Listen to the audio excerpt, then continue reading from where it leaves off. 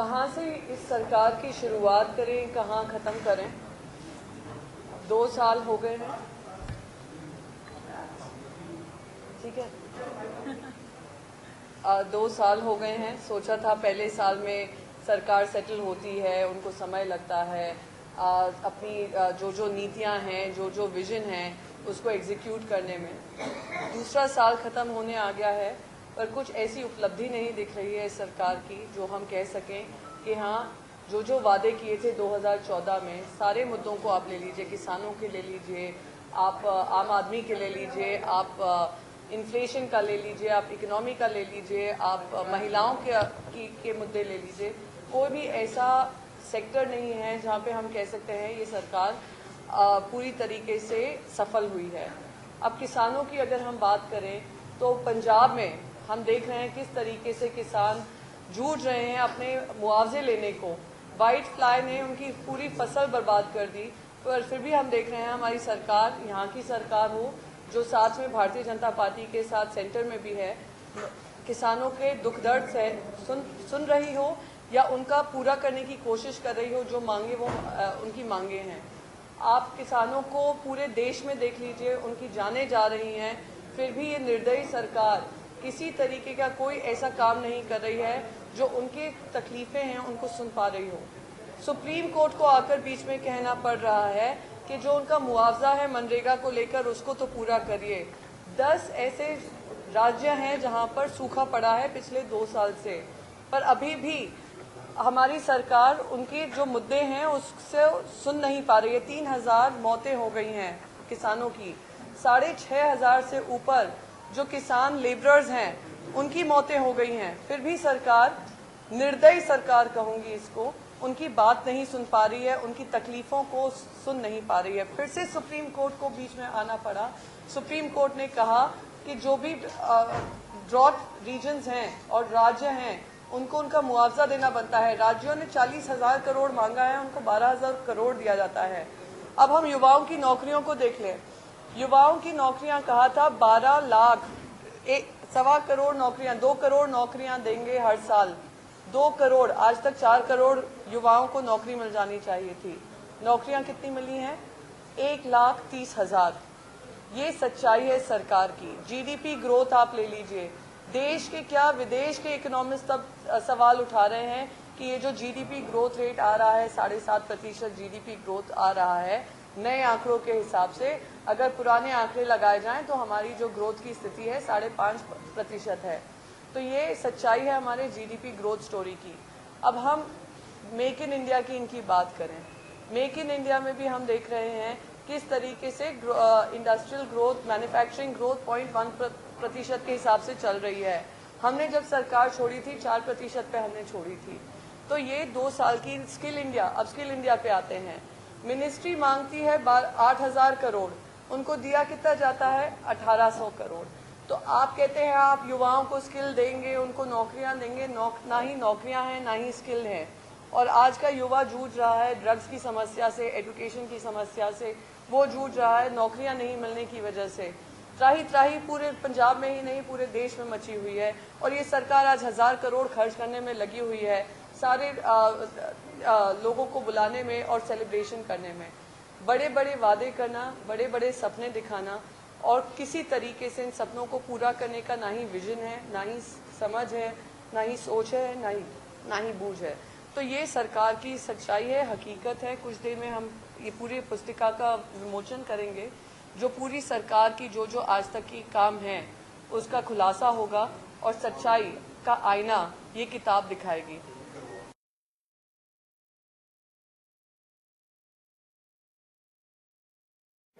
2 चीज़ें इसमें मैं कहूँगी।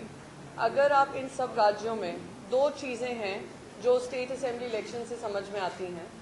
पहले तो असम को अगर हम बात करें, असम में हमने 3 टर्म्स दिए हैं।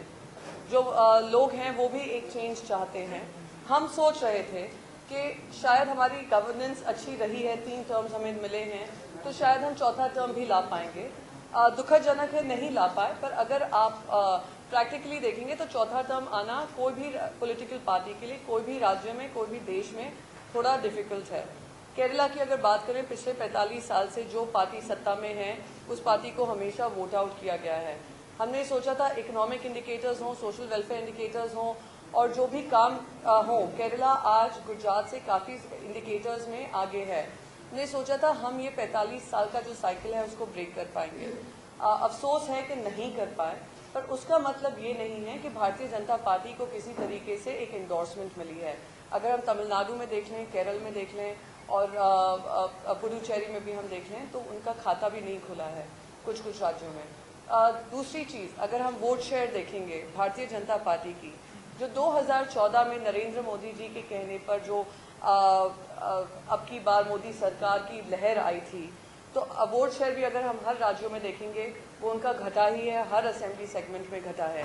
उसका मतलब ये नहीं है कि हम ये एक्सप्लेनेशन देकर हम कहते हैं कि हाँ हमारा काम ख़त्म हो गया है। हमारा काम भी शुरू हुआ है, हमें भी सीखनी है। वहाँ पे जो हमसे कमियाँ हुई हैं, लोगों के पास जाकर उनसे समझना है क्या कमियाँ हैं, क्या हम सुधार कर सकते हैं, क्या ऐसी चीज़ें हैं जहाँ पे हम लोगों से नहीं जुड़ पाए।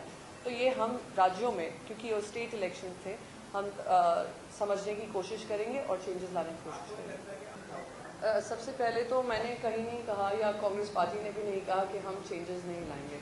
अगर आप देखेंगे 2014 से हमें ये सबसे पहले जो समझ आई ये आई कि हर राज्यों में एक स्ट्रॉन्ग लीडरशिप होनी चाहिए और इंडिपेंडेंट लीडरशिप होनी चाहिए जो अपने डिसीजंस ले सकें। कौन चुनाव लड़ेगा, कैंडिडेट से लेकर क्या कैंपेनिंग होगी, उनको एम्पावर करना ज़रूरी था। हमने काफ़ी राज्यों में अपने पीसीसी प्रेसिडेंट्स बदले हैं, नए प्रेसिडेंट्स आए हैं, युवा प्रेसिडेंट्स आए हैं। शुरुआत वहाँ से हुई है, ग्रासरूट लेवल पे काम चल रहा है। पर और भी जो भी चेंजेस होने हैं, जो लोगों तक पहुँचाने हैं, जो लोगों से हमें समझकर चेंज लाने हैं, हम बिल्कुल तैयार हैं और चेंजेस होंगे, बिल्कुल होंगे। बिल्कुल 7 साल से हमने कोशिश की कि हम जीएसटी ऐसा पास करें जो सिर्फ सरकार को ही नहीं, गवर्नमेंट ऑफ इंडिया को ही नहीं, हर आम आदमी को उसका लाभ मिल सके। ये हम 7 साल से कोशिश कर रहे थे, जिसका अड़ंगा नरेंद्र मोदी जी ने गुजरात से डाला था और हर तरीके से इसको रोकने की कोशिश की थी। 2014 में इनकी सरकार बनती है, उनको समझ में आ जाता है जीएसटी कितना फ़ायदे की चीज़ है, पर उनको ये समझ में नहीं आता है कि किस तरीके से आम आदमी के लिए भी इसको एक फ़ायदेमंद स्थिति में रखें। आपने कोई कैप नहीं लगाया है। हमारी मांग क्या है? हम चाहते हैं आम आदमी पे एक और टैक्स बर्डन ना बढ़े। 14.5% आप लोग सर्विस टैक्स ये सब अभी दे रहे हैं। अगर कोई कैप नहीं लगेगी, ये लोग 40% तक भी ले जाएंगे और आप लोग त्राही करेंगे, उनको सुनाई नहीं देगा। तो हम आम आदमी के हित के लिए ये लड़ाई लड़ रहे हैं। 3 मुद्दे हमने कहे हैं कि एक तो वो जो 1% जो मैन्युफैक्चरिंग स्टेट्स को बेनिफिट मिलता है, ये नहीं होना चाहिए। दूसरा, एक कैप लगना चाहिए। आम आदमी 40% तक टैक्स भरेगा हर चीज़ का। आप सोच सकते हैं आपकी आमदनी में कितना बदलाव आएगा, आपकी सेविंग्स कितनी घटेंगी। सेविंग्स आपकी कुछ नहीं हो रही हैं। अगर आप इस किताब को पढ़ेंगे तो समझ में आएगा। वैसे ही आम आदमी के पास क्रूड ऑयल का कोई बेनिफिट नहीं आ रहा है गिरावट का।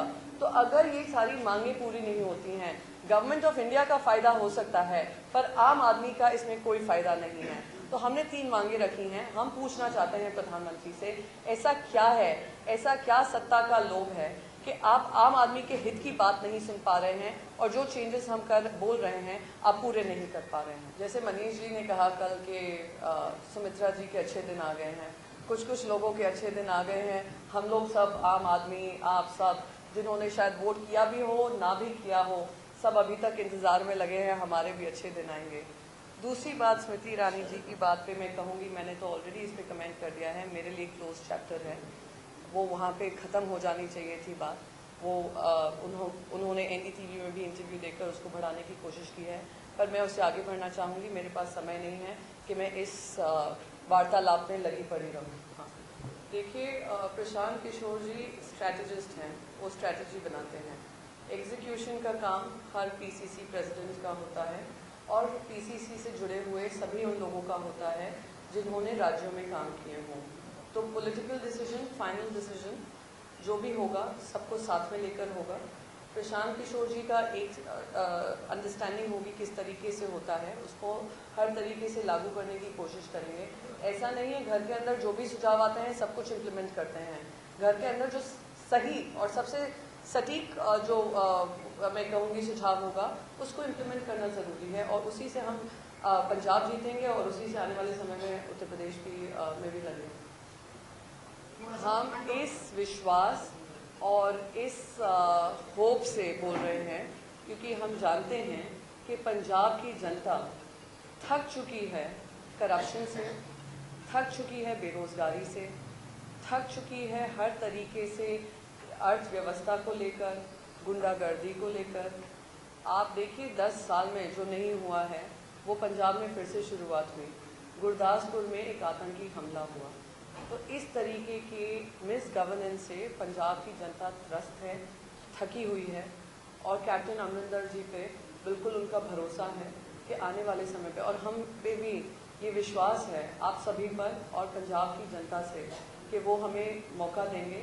और जो पंजाब पटरी से अलग हुई है अर्थव्यवस्था को लेकर, सिक्योरिटी को लेकर, और जो भी तकलीफ़ें हैं यहाँ को लेकर, युवाओं को लेकर, सबसे ज़्यादा युवाओं को लेकर जो तकलीफ़ें हैं उसको वापस पटरी पे लाएगी और फिर से पंजाब में जो ग्रोथ स्टोरी है वो वापस आगे बढ़ेगी। सबसे पहले तो मैं आम आदमी पार्टी का जवाब दूँगी।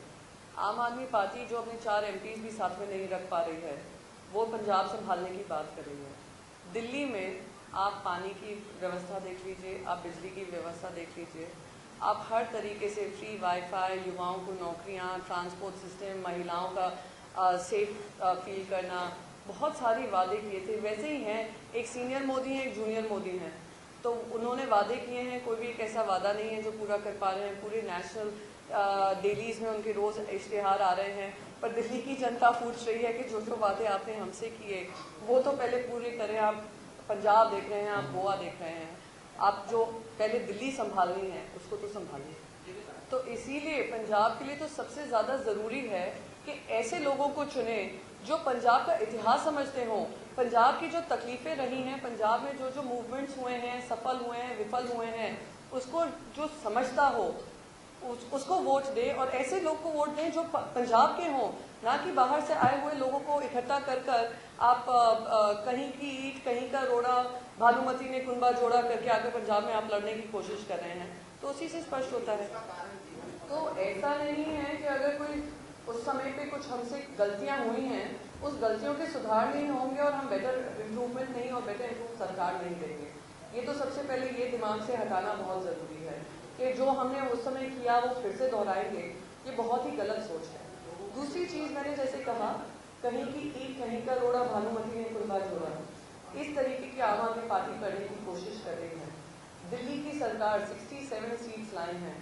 दिल्ली की सरकार अब तक जो वादे हैं, एक ऐसा वादा नहीं है एजुकेशन को लेकर हो, महिलाओं को लेकर हो, या आपकी वहाँ की तकलीफ़ों को लेकर हो जो पूरे कर पाई हो। तो ये जब पंजाब अब वोट करने जाएगा, पंजाब के लिए समझना बहुत ज़रूरी है। आपके साथ एक इतिहास है, एक ऐसा इतिहास है जिसमें तकलीफ़ें रही हैं। अब उस तकलीफ़ों से आगे बढ़ने की सोच पंजाब को सपना देखना बहुत ज़रूरी है। युवाओं को लेकर, ड्रग्स नशे की तकलीफ को लेकर, अर्थव्यवस्था को लेकर, सिक्योरिटी को लेकर, किसानों को लेकर, और बिजली को लेकर, सड़क को लेकर, पानी को लेकर, कौन सा ऐसा मुद्दा है जिसको हम नहीं उठा सकते हैं, क्योंकि कोई भी एक ऐसा मुद्दा नहीं है जो ये सरकार पूरी कर पाई हो आप लोगों के लिए।